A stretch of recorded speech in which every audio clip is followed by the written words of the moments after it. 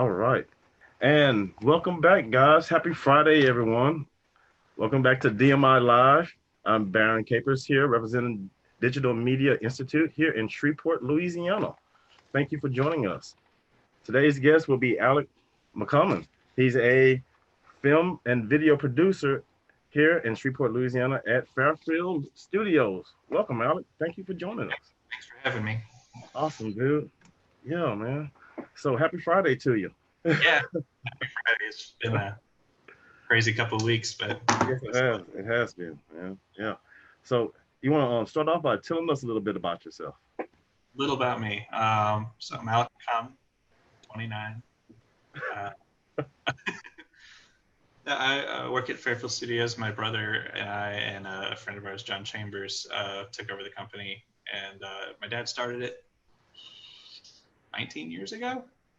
And then Clint came in. I started here 11 years ago, and then Clint came in around the same time. And then from there, we just kind of built it into what it is today. And now I think a lot of people know who we are and they like what we do. And I'm proud of the work we've done over the last couple of years. So. Yeah, I think you guys do fantastic work. You hire a lot of local talent, and you do a lot of things for the community locally too. One of the things I noticed that you guys did was over the quarantine that you guys were hosting rock bands and stuff, having local bands come in and promoting their work. That was really really cool. This was kind of started with Clint's idea because Clint is a very social butterfly kind of person. He knows a lot. We did last year. I'll start this. Last year we did a TV show. It was called Strange Brew Live. And what we did was we filmed all these bands and we filmed full concerts of theirs, and we got to know them all really well. And a lot of them worked the bar restaurant scene. And when the pandemic happened, they were out of work. They had nothing coming in. And what they wanted to do was they really just wanted to play, and they needed a platform to do it. So Clint threw this together last minute. He was like, literally, it was like a Wednesday. He's like, hey, what if we did these live streams? And then Thursday, we did our first one. And it turned into a fundraiser to help the musicians who are out of work make some money and make a little bit of income. And it also, a lot of bands just donated their proceeds to bars and restaurants that were struggling to pay their people and stuff like that. So I think we raised somewhere well over $10,000, I think. I don't have the exact number in the last month or two for people who are out of work. And we didn't make a dime off of it, but it was something that we wanted to do to help our friends and give back to the community that's done everything for us. So, Man, that's great. I really appreciate you guys doing it. I know those bandmates and members, and a lot of those fans really appreciate it too, seeing that they're local artists on Facebook and stuff. That's great. I think they're happy to be working. They were just happy to be all together on a stage playing, and we did it safely. Like we distanced and we were masks off stage, and like we did it the right way. But it was just they lit up. They got to do what they love to do. And that's right. It's really cool to see. It is cool to see. I know I get excitement and enjoyment every time I do some art. So I understand that feeling. That's great, man. Thank you guys for doing that. Awesome. So tell us, what does a video producer do? Oh man, everything. You do it all. No, one of the things, so Fairfield Studios didn't start as a video production company. It started as a music studio. But before that, my dad was a photographer. So he was doing photography and music. And this was in the days before Pro Tools, so it was all analog. And then he started, as things started to change, a lot more studios were popping up and he saw the market shift. So he's like, digital photography was becoming bigger and bigger, and digital music was becoming bigger and bigger. And he's like, well, the one thing I know how to do pretty well is video. And it's still, the barrier for entry is high. It was high back then. And we had the funds to do it. So he started kind of buying video cameras. This was before HD, DV tape cameras and stuff like that. Then we partnered with Scott Crane, who's a great friend of mine. He's a mentor of mine. And he kind of moved in our building. We've always used this building, and we've let other businesses in here to work with us and all that, just because it's such a big space and it's very useful. And then from there, it kind of just turned into a video company. We kind of stopped doing music. We now refer all that away and all of that. So one of the big thing we learned, or that taught me as a video producer, is how to be adaptable. Yeah. Nothing's really going to go your way. I mean, you have to make it go your way, or you have to make it work. That's and right. You have to make your clients happy. So, Especially. Yeah, for me, like making videos, it's great, but it's a very small part of the job. Like we're professional problem solvers first, Exactly. and then the client comes to us with a problem, like we need to reach somebody, or we need to do this, or we need to tell this story. That's what gets me going. That's what I'm excited about. It's cool, dude. I like that. I hear a lot of passion and stuff in your voice. Who are some of your influences when you were growing up? Really my family. Like, so we're a family business. We've been doing, before me, in Clint, my dad was doing this since the 80s. He was a photographer. And before that, my grandpa was a photographer in the Air Force. I've actually got some pictures that I can show you from back then, from World War II, that were pretty interesting. I scanned them last night because I knew this was going to Great. Yeah, throw those up, man. We'd love to see them. Let's see what we got. I'm going to throw up my screen here. Yes. All right, so that's my grandpa. That's right. So back in World War II, he was what he did was large format photography. So this is 6x9 or bigger than that, 6x9 inch or 6x7 speed graphics cameras. The film is that big. I mean, I don't know if my webcam's still up, but those are the cameras that he used. Oh, that's really cool. And that's a picture of him as well. He was much younger at the time than he was here, but that's him and his duck. He really liked to take pictures of himself. He started doing the selfies before they were a thing. Yeah, so this is the 40s, so cool to see. And then this is the kind of work he did in the Air Force. And all those planes flying in formation that close. Oh yeah. And this one's at night, so I heard that he had rigged up some flashes to the side of the airplane that he was in, so they flash the planes at night. And when you think about it, like, you have one shot, because that's magnesium flash powder, and so you have one shot to get a flash, and that's how that picture came out. And that was pretty cool. It is pretty cool. You can see the pilot in the other plane and everything, clear. Looking out, you can even see the sky back here, and then the here. Pretty cool. That is cool. And then this is the last one. This one was just interesting because if you really think about it, he's sitting backwards in his seat on his knees, taking a picture of the plane behind him with the canopy open.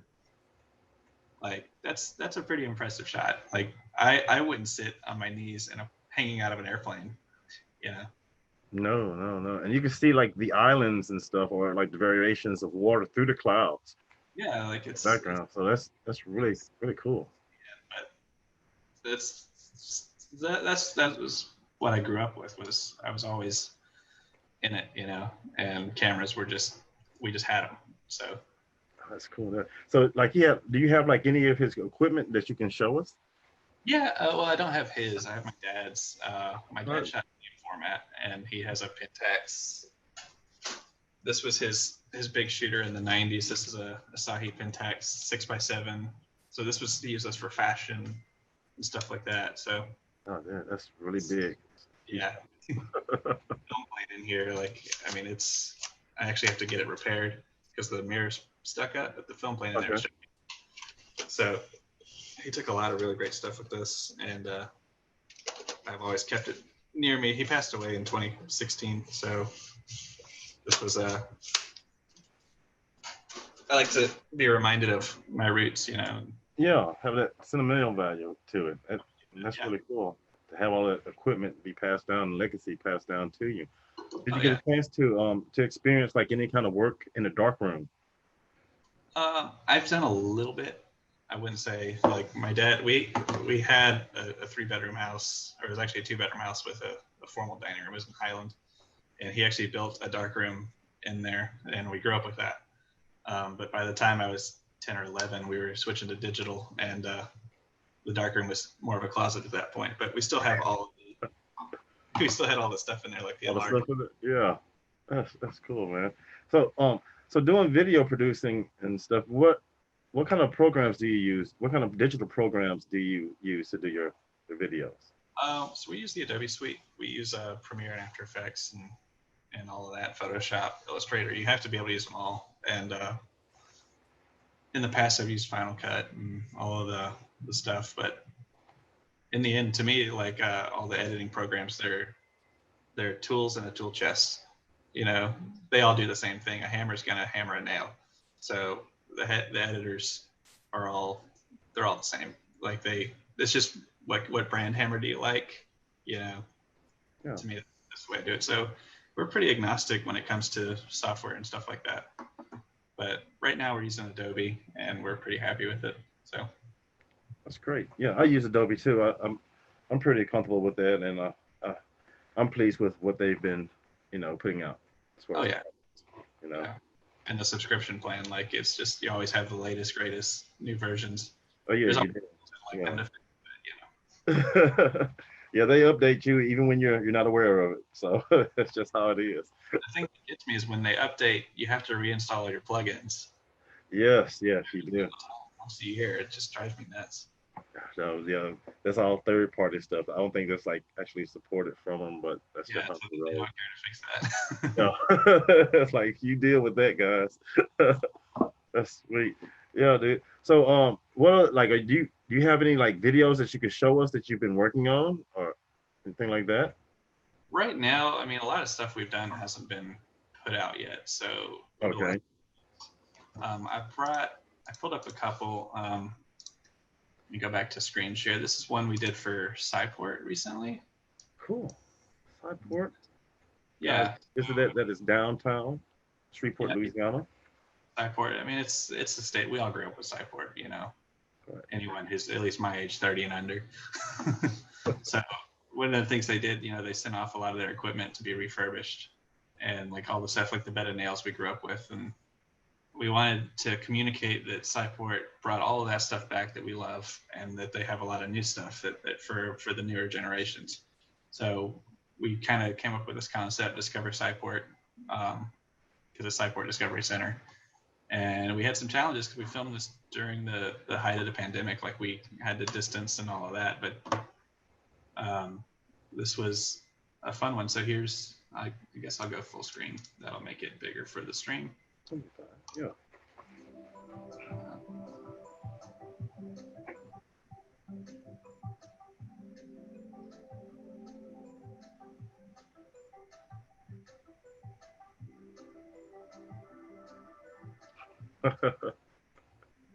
Oh, Clint had the best hair for that. Yeah. That was really awesome.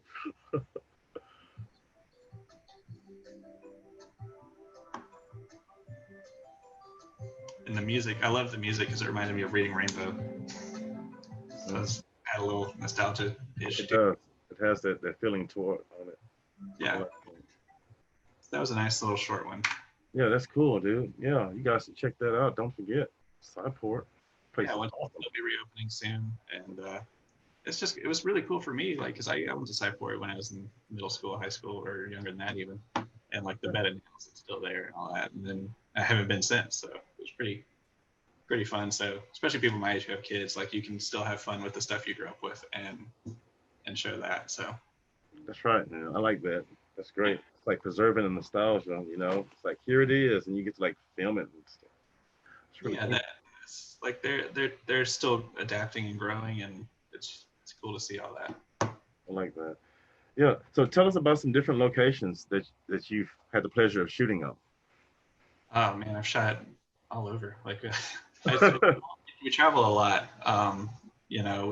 Last year we did a really big project in Arizona. I've worked in California, worked in Europe a little bit, all for various clients and stuff like that. So Texas, we're in Texas a couple times a month usually.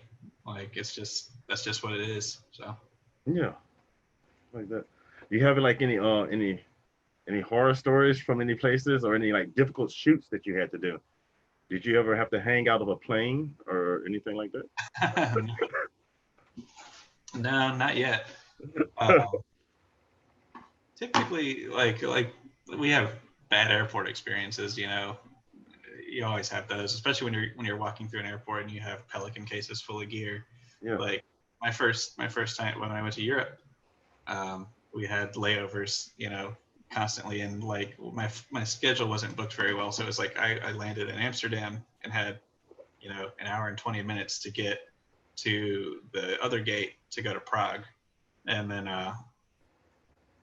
every time I landed, they would check my bags and make sure it was like every time I went through customs, it was just so I missed every single flight on that trip there and back, and had to catch alternates each and every time, and then stuff like that. Yeah, Uh, dude. I have some stuff I don't want to go into. Yeah, those are the best stories. But so talking about location again, you guys are located downtown Shreveport. How is it living down there or working in that area? Um, it's good. We've been in this building, so we've been in this building for a really long time, since 2001. Um, I guess I pretty much grew up here, and I love it.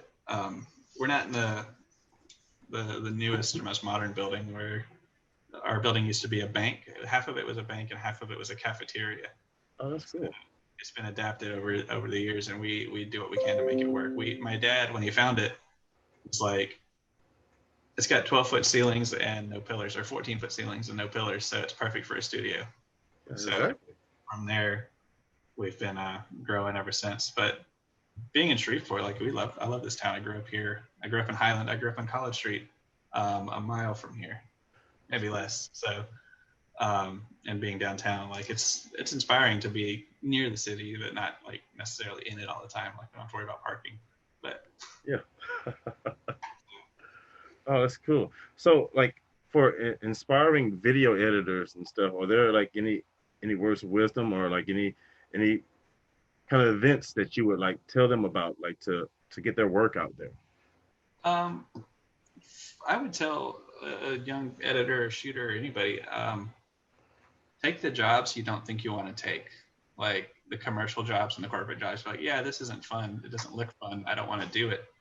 You'd be surprised at how creative you can be in that space with, like we've done stuff. We did a stuff for Southland Printing a couple weeks ago and stuff like that. Like you think like that it's not glamorous and it's not the direction you want to go, but you can be really creative in a space like that by just taking every single job and treating it as a challenge, and you really grow from that, I think.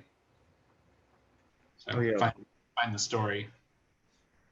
yeah, exactly. You have to find a story, and what we were talking about earlier, like in that piece of marble or whatnot, or that canvas, that painting is in that canvas. You just have to pull it Yeah, out. the story's there. You just gotta put it in the right order. That's cool, dude. Yeah, that's awesome. So, yeah. So, any personal projects that you've been working on? Personal projects. Yeah. Do you have like anything that you do personally as far as like like video editing or like for yourself? Um, in the field, no, not right now. I, uh, I try to, especially lately, live a very structured life. Like I think schedule and routine was, especially during the lockdown, like that was really important to me. So I really tried to dive into other things, and I've been building furniture with my girlfriend and stuff like that, Pretty cool, and dude. that's what we'll be doing all weekend.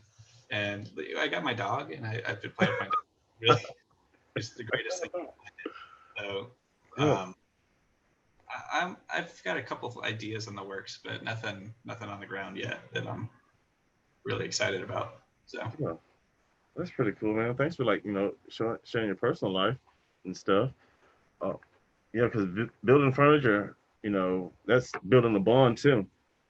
yeah, 'Cause you're well, for me, it's all the same. It's making something, and like that's that's what we're doing as storytellers or all that. You're taking pieces and putting it together. It's all in the same field, if you ask me. oh yeah, exactly. Yeah, I believe it is. 'Cause, you're starting down with like your ideas, and then you have your concepts. Then you start making I guess your props. Then you start telling your story with all of your actors and whatnots. or even when you're dealing with like a company and they have their history and all that, it's finding finding the right piece of wood. It's finding the right line or getting that out of them is to say the right thing to impact the audience. And it's all problem solving, man. That's my job, is creative problem solving. Yeah. So speaking of that, um, uh, so props, physical props versus digital props. Which one do you prefer? Me, I prefer to do all of my storytelling in camera if I can. So I'm not a big fan of the effects and all that. And like I do them. I started out as motion graphic design here. That's what I started doing, was After Effects and building titles and lower thirds. And I maybe doing that for so long, I feel a little burned out on it. Yeah, And I really just like I like for as much to be true in camera and real and tangible as possible. exactly. I like that myself. I love in camera and practical effects. Yeah, I, I'm not a fan of the flashiness of hot shot editing. I'd rather the story. I'd rather if I do my job right, you won't notice the edit, in my opinion. that's right. Yeah, yeah, you're exactly right. So, like, how do you handle like burnout? Like when you've seen too much and you just got to step away. I build furniture. You're like, yeah, stress relief. I really think like I went back to the structure, having a structured lifestyle. Is to have an escape that's not necessarily creative or any of that stuff. Like playing with my dog. Like my dog is an Australian Shepherd, and we play frisbee like for hours and hours and hours at a time. And I'll have some of my best ideas, like when we were figuring out this Sideport project earlier. I was playing frisbee with my dog, and I discover Sideport popped in my head, and discover your favorites, because we couldn't figure out how to say your old stuff is back without saying the word old. We didn't want to show old in there because that That's right. by the right thing. So I was like, discover your favorites. Oh. And I remember throwing my dog like to this blue frisbee in particular. I was like, that's his favorite. Oh, discover your favorite. I Right. failed there. Like sometimes you just have to step away and have something that's totally different, and then you'll come back to it and you'll feel fulfilled by it. That's right. That's right, man. Sometimes if you go for that walk, or you just walk away from that project, that's when that idea comes to you. Yeah, Yeah, absolutely. And that's that's to right. me that's what it's all about. Especially when you're being paid and you're doing it professionally, you don't have a choice. You have to do that project. Like you can't just, "No, I'll get to it later." I mean, you have deadlines and people that are counting on you to do that. So That's right. You can't be lax about anything. How definitely. important is it to like surround yourself with like-minded individuals? Oh man, it's like it's everything. Like we have a studio of there's several businesses. We have Molly Corporate Photography. We've got 190 Productions. We have Fairfield Studios. I have a guy who paints houses in here. He's an old friend of my dad's. And then I have a new friend downstairs who's a photographer. And we're all very different in what we do in our clientele, but we work so well together, and we're like it's very inspiring to see what they do and vice versa, I think. So I like to hear that, I man. like to have this building filled up with people. Like I mean, not really to pay the rent, just to we all thrive together. Yeah, like a hive mind and stuff. Yeah, that's pretty sweet. I like that. Yeah. So, yeah. So, do you have like any other videos from the from Fairfield that you guys can show us without Um, getting in trouble? yeah. Let me pull up our website real quick. We have a ton on there. Yeah, I like to see that. Um, let's see here. This is a real popular one we did for hi, Southfield School. Southfield School. Yeah, man. Uh, from what we were told, that before we started making videos for them, they had empty seats, and now they have a waiting list. So because of the videos, they had huge impact, tens of thousands of views and lots of shares and all of that. So this is one Yeah, of the new ones. We'll it's a just great school. We are Southfield School. and I'm here to tell you all about our leading educational programs for ages 2 through 8th grade and why you should make Southfield your school of choice. So take a seat and enjoy the ride. What does There's a that parent practical like effect you we were talking about. want? That's right, dude. That's awesome. That's right, Mr. Dean. Our parents want help. Cultivating character in their child and fostering a lifelong love of learning in a secure environment where each child's potential can be fulfilled. We foster an atmosphere of innovation and creativity that inspires our students. For example, our 6th graders were just developing 3D models for a new game. Isn't that right, Mr. I Lee? think that's your classroom, right? Yeah, that's my classroom. One of our middle school Yeah, students. that's awesome, dude. Yeah, man. We like the goofy stuff, and like that's one of those jobs. Like it's an elementary school. How do you make that fun? You know? And Yeah. you just take it and you figure it out as you go. I mean, yeah, that's a great commercial. I get smiles and stuff just looking at it, not just because I work there. Yeah, you guys did a good job, really good job on that. Yeah, yeah. So, other than like doing your video producing, what other jobs do you take under at Fairfield? Well, I was an adjunct professor at DMI this year. That was pretty fun. Yes. John Morales called me probably last fall and asked me to do it. And John's given me every opportunity. I've known him. I think he moved to town when I started working in the field, and he's given me every opportunity to succeed. He's always remembered us and come back to us, and So when he came to me to do that, I was like, well, yeah, maybe I can help him out for once. And Yeah. The new program, the advertising design program, I was like, that's exactly what DMI needs to do. Like, that's the kind of program that my business would hire from, and then I know a lot of agencies would hire from, and all of that. So that was exciting. When he told me about it, I was like, yeah, I'm on board. Let's do it. It's awesome, dude. So how was your teaching experience? It was good. So it's an advertising design program, and John brought me in to teach photography and video. So I knew right away that these kids weren't in the class necessarily to be photographers or videographers, because it's only one semester of a 2-year program. So what I focused on early on was I want to teach these guys who may go off into an agency or into a field like that how to work with a photographer and how to get what they want from a photographer and stuff like that.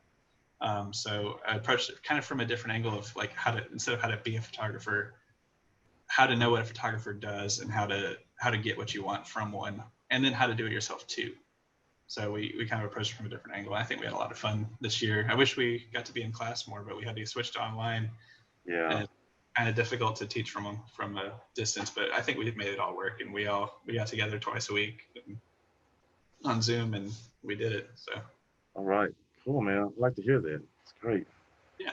Right. So like for a budding video photographer, what kind of equipment would you suggest they should invest in?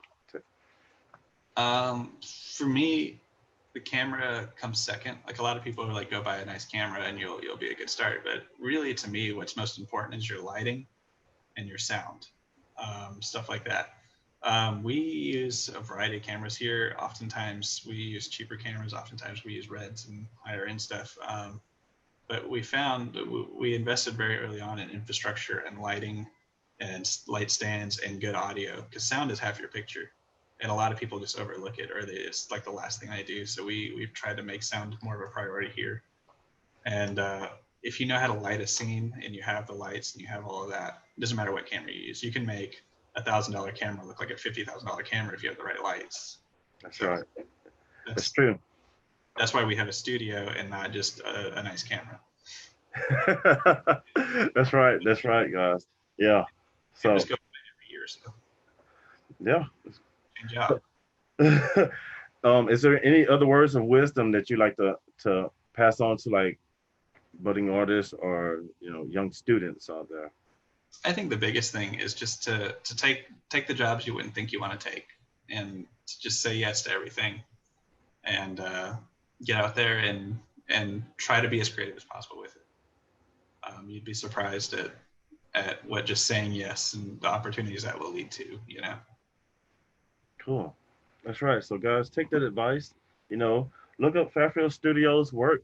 You know, check out Alec McCommon's work. Alec, thank you once again for joining us. You know, I really appreciate it, dude.